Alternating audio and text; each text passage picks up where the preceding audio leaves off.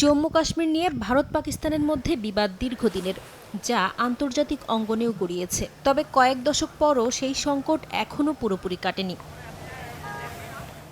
কাশ্মীর বিতর্ক নতুন করে উস্কে দিল মার্কিন ট্রেড রিপ্রেজেন্টেটিভ অফিস প্রকাশিত এক মানচিত্র, যেখানে পুরো জম্মু কাশ্মীর ভারতের অংশ হিসেবে দেখিয়েছে পাকিস্তানের মিত্র যুক্তরাষ্ট্র।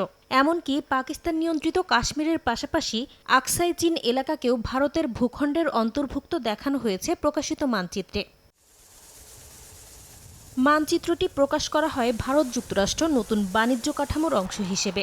এই চুক্তি অনুযায়ী যুক্তরাষ্ট্র থেকে আমদানি করা বিভিন্ন পণ্যের উপর শুল্ক কমাবে ভারত। এর মধ্যে রয়েছে বাদাম, ফল, শস্য, মদ ও প্রক্রিয়াজাত খাদ্যপণ্য। তবে এর আগে ভারত থেকে আমদানি করা পণ্যের উপর শুল্ক কমাতে রাজি হয় যুক্তরাষ্ট্র। মার্কিন ট্রেড রিপ্রেজেন্টেটিভের মানচিত্র প্রকাশের ঘটনায় অস্বস্তিতে পড়েছে পাকিস্তান। সম্প্রতি পাকিস্তানের প্রধানমন্ত্রী শেহবাজ শরীফ এবং সেনাপ্রধান আসিম মুনির একাধিকবার যুক্তরাষ্ট্র সফর করেছেন। তাদের সম্পর্কের উষ্ণতা আলোচিত গণমাধ্যম ও কূটনীতিতেও। তবে ইসলামাবাদের কোনো প্রচেষ্টা কাশ্মীর ইস্যুতে ওয়াশিংটনের অবস্থান বদলাতে পারেনি বলে ধারণা করা হচ্ছে। বিশ্লেষকদের মতে পাকিস্তানের সঙ্গে যুক্তরাষ্ট্রের কৌশলগত স্বার্থ থাকলেও ভারতের সঙ্গে সম্পর্কের বিকল্প নেই। বৈশ্বিক রাজনীতি ও অর্থনীতিতে ভারতের গুরুত্বও দিন দিন বাড়ছে, যা এই সিদ্ধান্তে প্রতিফলিত হয়েছে।